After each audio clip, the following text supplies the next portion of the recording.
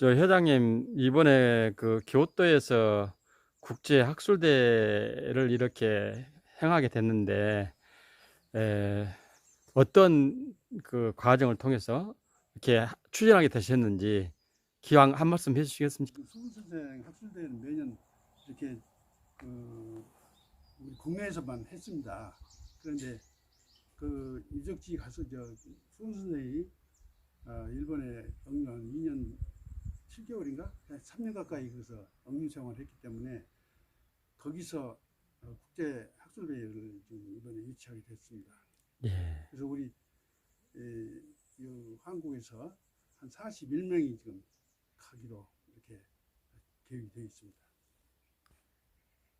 혹시 학계에서 우리 강항 선생을 집중적으로 연구하시는 그런 좀 움직임 없으신가요? 저 대학이가 그 관심 있게 그 논문도 쓰고 한 분이 다른 사람에 비해서 좀 드물지요. 목포대학에 한 분이 계시고 대구대학에 계시고 공주대학에가 그 연구하는 분이 계셔요. 그래서 여기 그 논문 학술 발표 때는 그분들이 와서 발표하고, 광주교육대학에 김덕진 교수라고 그분이 아주 본격적으로 연구를 많이 하시고, 이번에 일본도 그 양반이 지금 같이 갑니다. 예. 그 좌장으로 그 학술 발표 진행하실 분이 김덕진 교수가 갈 겁니다. 예. 저는 그 강항 선생님이 그 유교 책 한 권 갖고 가지 않고 이렇게 포로로 가셨는데, 그런 유학 그 기초들을 어떻게 해내셨는지 그 이해가 안 됐었거든요. 그런데 그 송시열 선생님처럼 한 권의 책을 1000번을 읽으면 그거는 자연히 그 몸에 녹아져서. 수학에도 보면 공부하는 방식이 나와요. 60번에서 70번을 최소 읽어라. 그래야 자기 것이 된다. 그 말이. 고봉 기대증 선생 있잖아요. 광주에 월봉서원이라고 그 배행되어 있는 기대승 선생. 그분도 퇴계하고 사단 칠정론을 8년간 왕복 문서로 그 토론을 했잖아요. 이제 그것이 이제 후진들한테 그 글이 이렇게 공부를 해한가 보다 하고 알게 하기 위해서 자포자기하고 한두 번 읽어도 잘 기억이 안 나면은 내가 머리가 나쁜가 보다 그러거든. 근데 그것이 아니고 반복해서 계속 해야 완전히 입력이 돼요. 근데 수훈 선생은 좀 그렇지는 않은 것 같아요. 머리가 선천적으로 대단히 좋은 분이에요. 왜냐면 맹자정이라고 있거든요. 요 불가하면 맹자를 맹자 책장사가 와가지고 이제 야답살 먹은 애기한테 이거 찾아서 공부해라 하고 책을 좀 빌려줬어. 근데 거기서 보고 싹 책장을 이렇게 넘기더니 딱 덮으거든. 그러게 어째서 공부하는 게 덮어보냐 이게 그 부모한테 가서 책 좀 사다가 공부해라 이게 다 알겠습니다 그러거든. 싹 외워버렸어. 가지고 가라고. 그래서 그 책장사가 이 책은 너를 위해서 나온 책이니까 네가 가져라 한 게 안 가졌어요. 그래갖고 이제 정자나무 가지에다가 그 책안지를 맹자 책안지를 갖다 꽂아놓고 가버렸어. 그래서 거기서 그 책이 썩었다 그러거든. 그래서 이름이 맹자, 지금도 맹자적이라고 합니다. 그 지역하고는 공자님은 나 뱃속에서부터 다 글을 알고 나왔다 그러는데 그 생애지지라고 그러거든. 우리 수훈 선생은 보면 알아본다. 벌레 안 것이 아니라 4살, 2살 먹었을 때 그 신흥수라는 그 군수가 여기 왔어. 하고 신동이가 있다고 그러니까 와서 다리 각자랑 다를 베는 각자 있잖아요. 그 각자를 시제를 내면서 이거 글을 한번 지어봐라 그랬어. 그러니까 뭐라고 하냐면 거기서 그냥 내 다리는 말리를 간다. 갈 수 있지만은 그것은 마음이 시켜서 간 것이다. 그렇게 지었어요. 이게 각도 말리 심교각이라 그렇게 글을 지어버렸어. 금방. 20대 대과에 합격했으니까 하여튼 그 합격도 제일 이제 연소자로 합격한 거예요.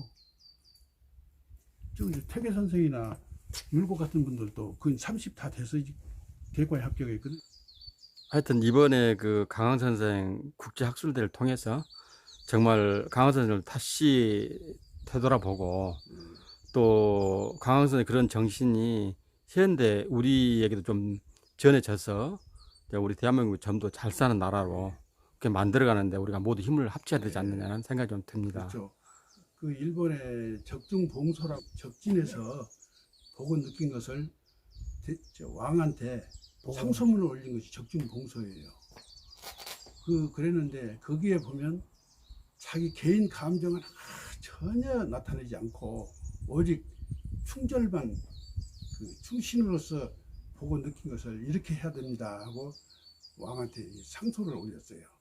근데 그때 당시에 그 고관대작 자식들은 군대도 안 가고 또 의병에도 안 나가고 그랬는데 그때 그 임진난 때 그 아주 그 시골에서 농사나 짓고 글도 모르고 아주 무식한 사람들 그런 그 부리들만 끌어다가 붙여놓으니까 전혀 싸울 수가 없는 것이죠. 무기도 없지. 그래서 희생만 많이 당했잖아요. 그리고 일본 놈들 신형 무기를 가지고 총을 쏘고 그러는데 여기서 활도 쏘아본 적이 없는 사람들 다 동원해가지고 하고 거기 보면 그것을 수훈 선생이 지적을 했어요. 또 그 가사 행정적으로도 가사 오늘은 남은 군수, 내일은 나주 군수 이런 식으로 하루가 바쁘게 이렇게 인사이동을 시켜버려요. 전쟁 중에. 그러니까 그 사람들이 업무 파악도 모르는 사람을 자꾸 바꿔버리니까 싸울 수가 없는 것이죠. 그래서 보면은 수훈 그 아까 간양록에 보면 성을 조선식으로 쌓는 성이 일본 놈들이 와서 보고 거기 가서 와서 우리도 전부 조선식으로 석축을 합시다 하는 그런 것을 듣고 그때 상소문을 그다 썼어요. 그 금성 담양 금수산사 금성 있잖아요. 예. 그 성이 잘 따졌다고 수훈 선생이 그걸 이제 표본으로 해서 전국의 성을 그렇게 쌓읍시다 그렇게 건의를 했어. 선조왕한테. 정의제라는 당시에 손수정이 지금 그 이순신 장군을 만나러 남원성에 함락되어 보니까 좀 서해로 가면서 연놈한테 붙들려 버렸거든. 거기서 연놈들이 지금 서해로 총 집결해서 올라가요. 그런데 이순신이 거기서 어쨌든 저 법성포 그 우에서 진을 치고 있었어. 근데 거기서 이제 그를 만나러 이제 그 순순히 가다가 잡혀버렸거든. 그러니까 거기서 뭐라 했냐면 이순신 부대가 곧 내려온다. 그래서 정보를 내가 들었다. 사실은 그거 아니요. 그런데 연놈들이 그 말 듣고는 그냥 놀래가지고 다 후퇴해버렸다는 그런 가낭록에도 있고 그렇습니다. 이게 그것도 그 연놈들이 치고 올라갔으면 서해로 올라갔으면 그 전쟁이 오래 갔을 것이고 후퇴를 안 했을 것이다.